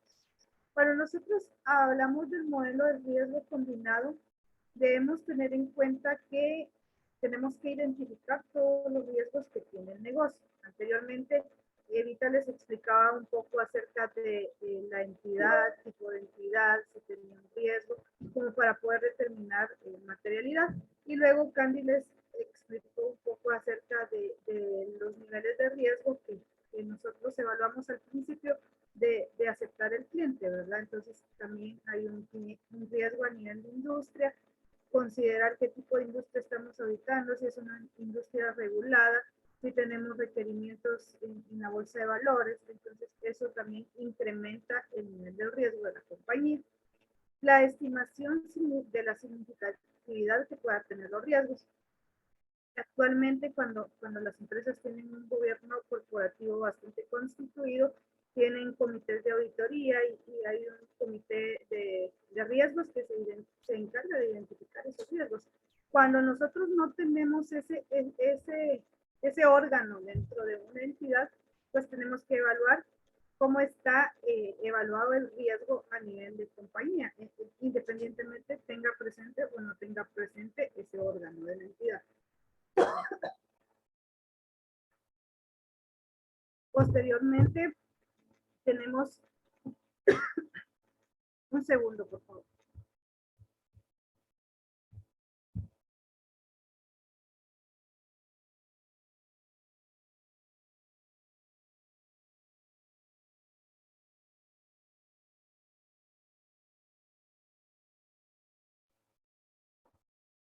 Perdón. Teníamos el tema de la valoración de la probabilidad o de la ocurrencia del riesgo. También como auditores tenemos que estar alertas a saber cuándo va a ser probable o en qué momento es probable que ocurra ese riesgo. Entonces, comprender la entidad, los tipos de órganos que tiene la entidad, el tipo de industria y su entorno nos ayuda a poder tomar en cuenta nuestras consideraciones para determinar los riesgos de la entidad. Siguiente, Evita, por favor.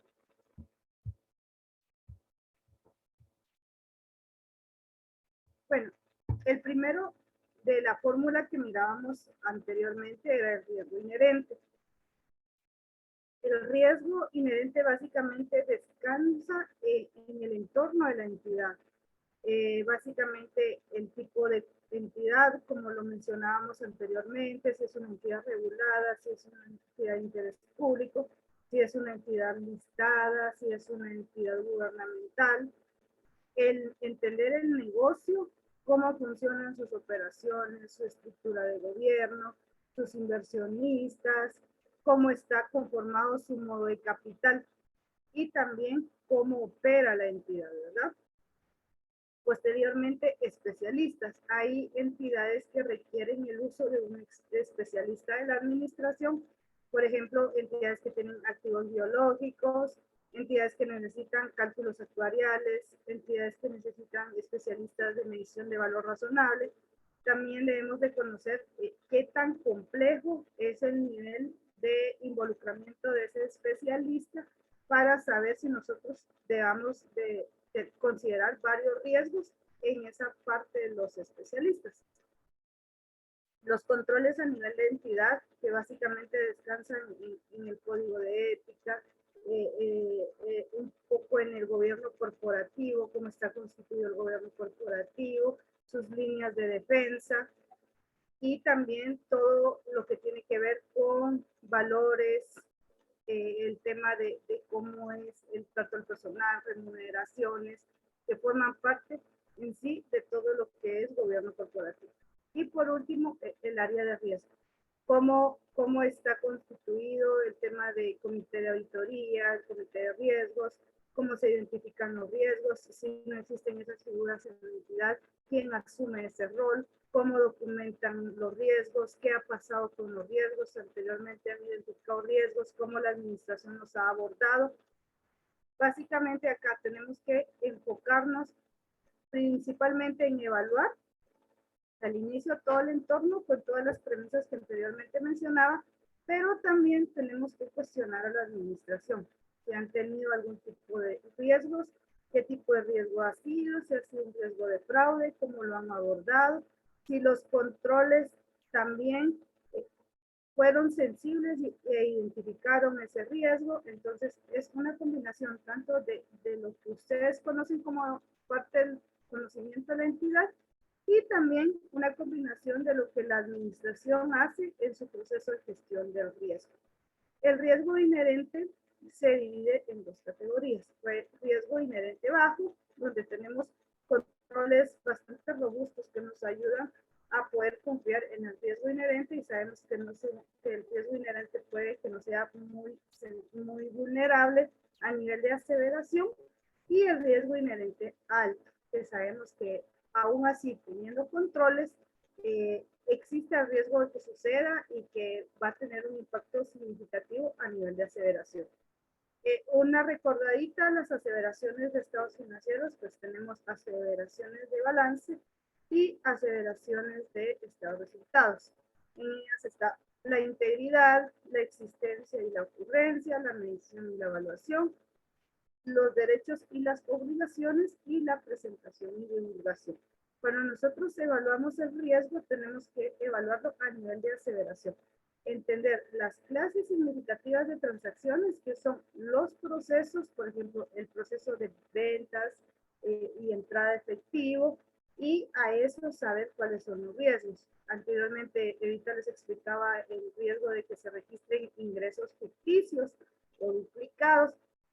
Eso puede afectar una aseveración, por ejemplo, de existencia en la cuenta por cobrar y ocurrencia en el estado de resultados. Entonces, cuando nosotros identificamos ese riesgo, automáticamente decimos tenemos un riesgo inherente alto. Cuando nosotros ya decimos que hay un riesgo inherente alto en existencia y en ocurrencia, en ventas y en cuenta por cobrar, Entonces ya inicia nuestro procedimiento de valoración del riesgo para identificar si es un riesgo inherente alto o si es un riesgo inherente bajo. Y si lo estamos enfocando a, como Eva lo explicaba, en riesgo de fraude, pues sabemos que el riesgo inherente definitivamente se ha convertido en un riesgo alto. Siguiente, Evita, por favor. Bueno, cuando nosotros documentamos nuestra auditoría debemos de tener un nivel de evidencia del 95%, es decir, un nivel de aseguramiento del 95%. Y el primer cuadrante es el riesgo inherente. El riesgo inherente descansa en todo el procedimiento que hace la administración para gestionar su riesgo. Básicamente hay cuentas que tienen muchas transacciones, muchas fluctuaciones, y aún así la entidad tenga controles para mitigar la volatilidad o el volumen de transacciones de la cuenta, es imposible que podamos tener un 100% de seguridad en la cuenta a nivel de entidad.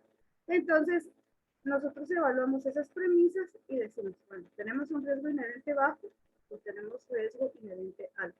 Porque aún así, la administración tenga muchos controles y muchos procedimientos para tratar de controlar y monitorear la cuenta, pues siempre va a existir el riesgo, ¿verdad? Entonces, cuando nos topamos con esas circunstancias, pues debemos evaluar un riesgo inherente alto, y esto ya forma parte de como una aserción donde vamos a tener mayor riesgo y donde vamos a tener que realizar más procedimientos. El riesgo inherente, recordemos que lo evaluamos por medio del conocimiento obtenido de las auditorías anteriores, por medio del entendimiento de las clases significativas de transacciones, que son los procesos, y con base a la información que nosotros obtenemos como evidencia de la auditoría. Siguiente vista, por favor. Posteriormente tenemos el riesgo significativo. El riesgo significativo resulta del riesgo inherente. Si el riesgo inherente lo tenemos categorizado como un riesgo inherente alto, entonces tenemos un riesgo significativo. Entonces, ese riesgo significativo básicamente nos está diciendo que a nivel de aseveración tenemos un asunto importante al cual le debemos de prestar mayor atención y enfocar nuestra respuesta del riesgo a diseñar procedimientos que nos den respuesta a ese riesgo. Tenemos que valorar ese riesgo. Una vez ya lo identificamos, lo valoramos y posteriormente evaluamos si ese riesgo se puede dar a nivel de la cuenta en específico y de la aseveración, o se puede dar en otras cuentas y en otras aseveraciones. Primero lo evaluamos a nivel individual y después evaluamos si eso puede tener un impacto en otras cuentas o en otras aseveraciones de los estados financieros. Y también tenemos que considerar la probabilidad en que esas incorrecciones puedan ocurrir, en qué momento puedan ocurrir y los impactos potenciales que puedan tener esas ocurrencias de riesgos en nuestras aseveraciones.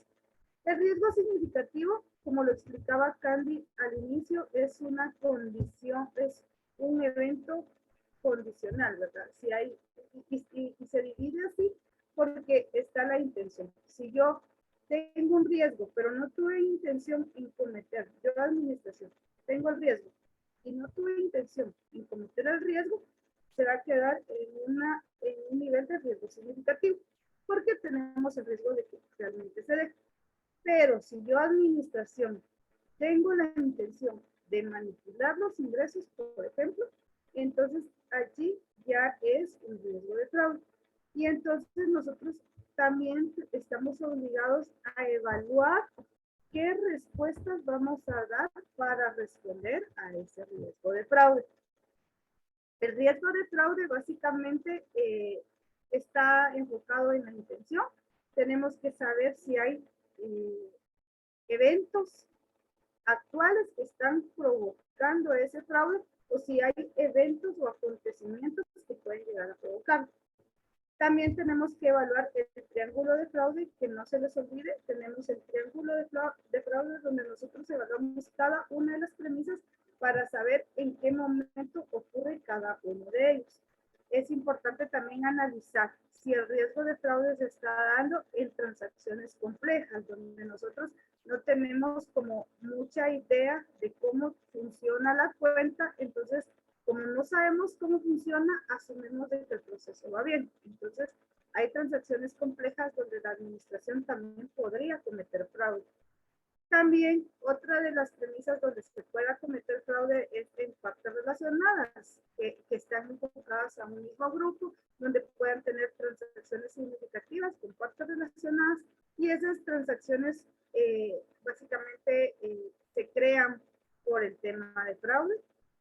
También está el tema de que la administración tenga presión y cometa fraude en incrementar sus ingresos, porque como lo explicaba Eva anteriormente, reciben un bono los directores para llegar a cierto volumen de ventas y tener un presupuesto o un EBITDA bastante bueno. Entonces, yo voy a aumentar los ingresos, aunque esos ingresos no sean reales, y al inicio del año, pues yo reverso esos ingresos y básicamente no me va a tener ningún impacto en mi cuenta por cobrar. Esos son los tipos de modelos a los que también tenemos que prestarle mucha atención. Y también cuando hay un tema de evaluación de transacciones complejas en el tema de reconocimiento del ingreso. Entonces también debemos de cuestionar cómo es el proceso de reconocimiento de ingreso y poder identificar si tenemos un riesgo de fraude o no, básicamente en la cuenta. Siguiente, Vita, por favor. El riesgo de control. El riesgo de control está basado básicamente en el control, en el entorno de control de la compañía. Hay que reunirse con auditoría interna y preguntar cómo están funcionando esos controles. En el caso de que no exista un entorno de control o un departamento de control interno, de auditoría interna, pues ir con el controller y preguntar cómo funciona el entorno de control de la entidad. Nosotros tomamos dos decisiones. Si la entidad tiene un control interno bastante fuerte, bastante robusto, recorremos esos controles y probamos esos controles. Evaluamos la efectividad del diseño del control, si el control funciona de acuerdo al diseño, y posteriormente pues nosotros decidimos probar el control y basamos nuestra estrategia de auditoría en probar controles. Si nosotros vemos que la administración no tiene control interno, pues entonces nuestro enfoque de auditoría debería ser no confianza en controles y deberíamos de enfocar nuestra estrategia de auditoría básicamente en una estrategia sustantiva. Y recordemos que a medida que evaluamos el control a nivel de aseveración de los estados financieros, consideramos un efecto de inexactitud material en los estados financieros. Siempre que nosotros tengamos deficiencias, debemos de preguntar esas deficiencias a qué cuenta y a qué aseveración se ven impactadas para poder identificar dónde tenemos la deficiencia del control interno y también saber cómo va a ser nuestra estrategia de auditoría. Siguiente, por favor. Una vez nosotros hacemos la combinación del riesgo inherente, el riesgo de control y el riesgo de detección, entonces nosotros obtenemos nuestro riesgo combinado de auditoría. Y si nosotros al momento de tener una cuenta, por ejemplo, efectivo, tenemos un riesgo inherente bajo y una confianza en control, porque sabemos que los controles del efectivo funcionan bien, pues nuestro riesgo combinado de auditoría va a ser mínimo. Si nosotros tenemos un riesgo inherente bajo y una confianza en controles, nuestro riesgo combinado de auditoría va a ser bajo. Caso contrario, si nosotros tenemos una no confianza en controles y un riesgo inherente alto, nuestro riesgo combinado de auditoría va a ser moderado. Y si nosotros tenemos un riesgo inherente alto y una no confianza en controles, nuestro riesgo de auditoría va a ser alto. Va a depender también del riesgo inherente y de la confianza en controles, porque la estrategia de confianza en controles nos ayuda a tener una estrategia de auditoría más sencilla, donde tenemos que documentar menor información. Y por último, si tenemos un riesgo significativo asociado, independientemente de la confianza o no confianza en controles, nosotros tenemos que diseñar procedimientos de auditoría que den respuesta a ese riesgo.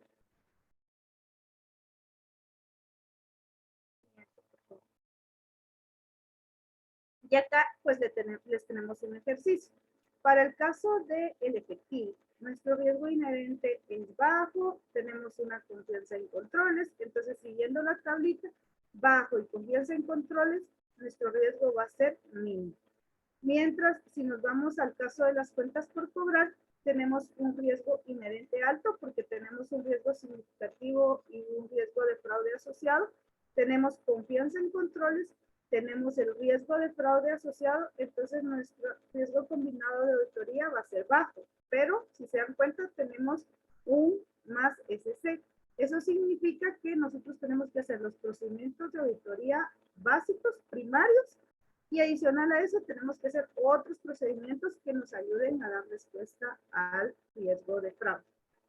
Y en el caso de inventario tenemos un riesgo inherente bajo, pero no tenemos confianza en el control. Entonces, eso nos lleva a un riesgo combinado de auditoría moderado, que nos va a permitir hacer procedimientos sustantivos primarios con mayor extensión que los mínimos que tenemos en el efectivo. Siguiente vista, por favor. Y acá vamos a repasar un poco el nivel de evidencia. Cuando nosotros tenemos un riesgo mínimo, es decir, porque tenemos confianza en controles y el riesgo inherente es bajo, entonces ustedes pueden notar en la primer cubetilla que la evidencia obtenida por las pruebas de control nos ayudan a soportar bastante nuestra estrategia de auditoría. Y nuestra evidencia de procedimientos sustantivos deberían de ser pocos, porque tenemos suficiente confianza en el control. No podemos dejar únicamente controles, tenemos que hacer una combinación de procedimientos sustantivos, pero en mayor tamaño.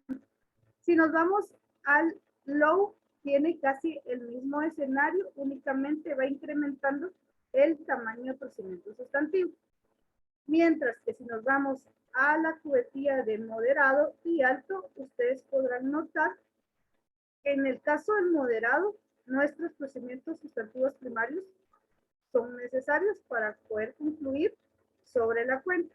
Y si nos vamos al alto, ustedes notan que no solo nuestros procedimientos sustantivos primarios, sino que tenemos que ampliar más y diseñar otros procedimientos sustantivos. Por ejemplo, si estamos auditando efectivo y tenemos un riesgo de fraude, tenemos los procedimientos sustantivos primarios, que es conciliación, valuación, existencia y corte. Con eso, nosotros cubrimos nuestros procedimientos sustantivos primarios. Pero si tenemos un riesgo, tenemos que diseñar otros procedimientos. Y entonces hay que realizar, por ejemplo, procedimientos de entradas del efectivo, procedimientos de salida del efectivo, hacer una revisión documental de esas transacciones, confirmar algún otro tipo de transacciones importantes que se hayan dado.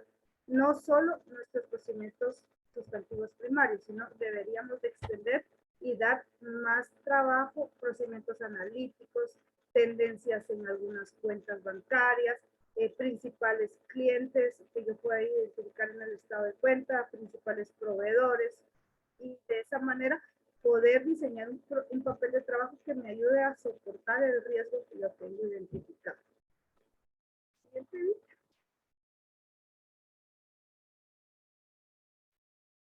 Ok, básicamente hasta acá llega nuestro tema de riesgo combinado de auditoría. No sé si alguien tiene alguna duda o quiere que resolvamos algunas preguntas relacionadas tanto con materialidad como riesgo combinado de auditoría. Sí, gracias Jessica. Hay una pregunta que nos hicieron con relación a cómo calcular la materialidad al evaluar el cumplimiento tributario. Entonces, recuérdense que si los estados financieros están siendo elaborados con el propósito de ser presentados a la administración tributaria, acá el objetivo de estos estados financieros es diferente. Entonces, si es para un cumplimiento tributario y efectivamente es sobre una base contable que cumpla las leyes tributarias, entonces la base más adecuada para el cálculo de la materialidad o de importancia relativa es la utilidad antes de impuesto, porque esta es la que determina el monto de impuesto que se va a tener que pagar, obviamente con las consideraciones que la ley indica, que se va a tener que pagar por el periodo que se está auditando. Entonces, el objetivo, siempre analizando cuál es el objetivo de los estados financieros, quiénes son los usuarios de los estados financieros, que en este caso no solo es la administración, sino también la administración tributaria. Entonces, la determinación de la materialidad más adecuada podría ser la utilidad antes de impuesto.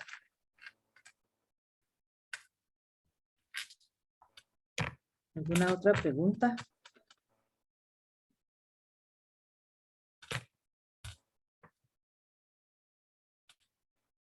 En el chat ya no tenemos preguntas y en la sección de Q&A dice, el riesgo de control interno, ¿quién es el responsable y cómo mitigar estos riesgos? Ok, recordemos, chicos, que en el control interno, la administración es responsable de su control interno. Nosotros no somos responsables de evaluar control interno.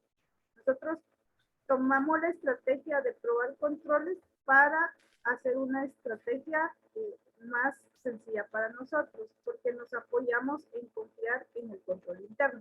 Sin embargo, no emitimos una opinión sobre el control interno, básicamente lo tomamos por estrategia de auditoría. Y el responsable del control interno es la administración. Si la administración tiene un gobierno corporativo y tiene un comité de auditoría interna, pues ellos son los responsables del control interno. Si no tiene esas figuras, ha de tener algún departamento de Contraloría donde evalúe el tema de control. Entonces, ellos deberían ser responsables del control interno.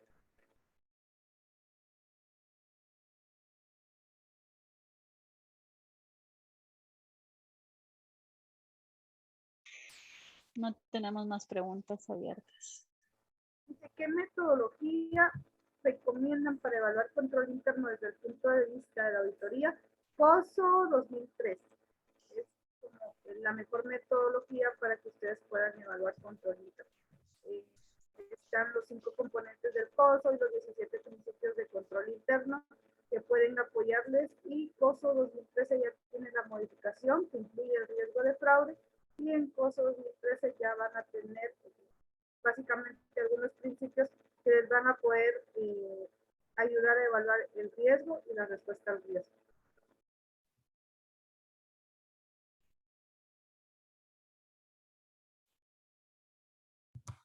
Licenciada, buenas tardes. Tengo una duda.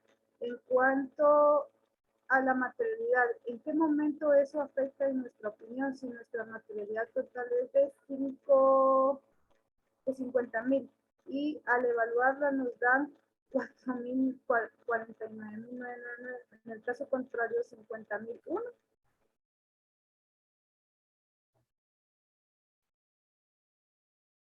Ahí va obviamente, de nuevo, con el juicio profesional del equipo de trabajo, determinar que si es un quetzal de la diferencia, pues prácticamente estamos llegando al monto del error, ¿verdad? Entonces ahí tenemos que concluir que un quetzal o una unidad monetaria no hace la diferencia. Entonces prácticamente es el monto que nosotros estamos considerando como material para que afecte nuestra opinión de auditoría.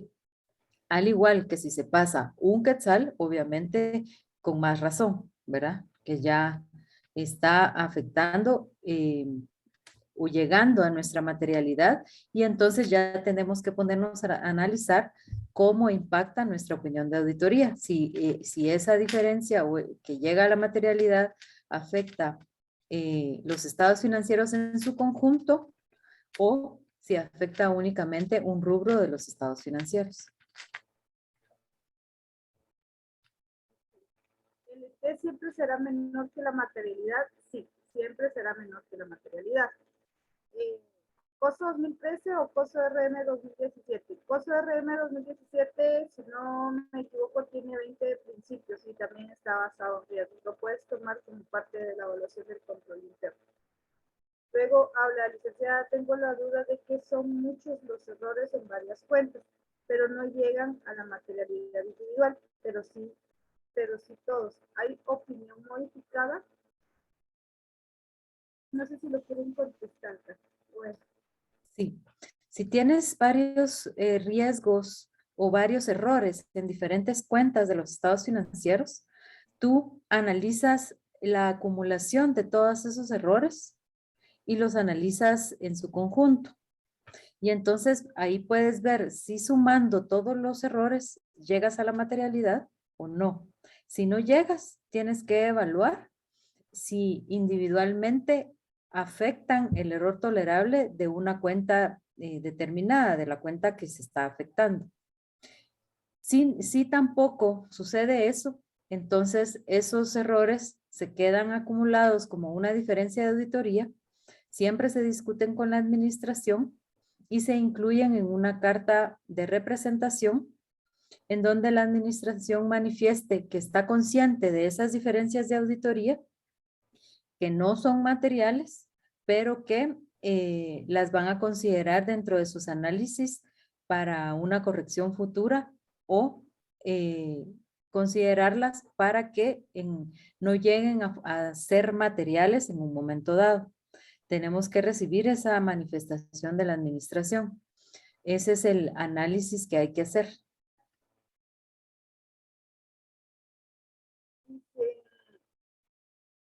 Bueno, ¿en qué momento se presenta el informe de control interno que realiza el auditor? Si el auditor fue contratado para realizar un informe de control interno, dependerá de los términos y las condiciones con las que establezca a la administración. Si la administración requiere que sea evaluado el control interno, la opinión debe ser al 31 de diciembre del periodo, para cubrir el periodo cubierto, y ya pues dependerá en qué momento él entrega de acuerdo a los requerimientos de la administración. Recordemos que una auditoría de estados financieros no es lo mismo que una auditoría de control interno. Si nosotros somos contratados para evaluar control interno y emitir una opinión sobre los estados financieros, entonces tenemos una auditoría integral, porque estamos opinando sobre el control interno y sobre los estados financieros a la fecha del 31 de diciembre, que es la fecha de corte. Entonces, es importante que evaluemos. Si solo estamos siendo contratados para una auditoría de estados financieros y por estrategia de auditoría nosotros probamos control interno, pero no opinamos sobre el control, entonces básicamente solo estamos descansando nuestras pruebas en el control interno, más no estamos opinando sobre el control interno. Y si nosotros somos contratados para una auditoría integral, entonces sí opinamos por el control interno y opinamos por los estados financieros. Y ahí estamos frente a una auditoría integral. Okay. En aras del tiempo, les agradecemos mucho su participación en esta conferencia y le damos la palabra a Carolina para que pueda hacer el cierre de esta conferencia. Muchas gracias a todas las expositoras y a todos los que se quedaron hasta el final de la charla. Esperamos que haya sido de gran provecho y que lo puedan utilizar tanto en sus días universitarios como en los días laborales. Les acabo de pasar por el chat la encuesta que les comenté al inicio, que por aquí pueden acceder a la información adicional, bueno, a los materiales que utilizaron durante la charla. Y listo, más bien muchísimas gracias y muy buenas noches. Buenas noches, muchas gracias. Buenas noches. Buenas noches.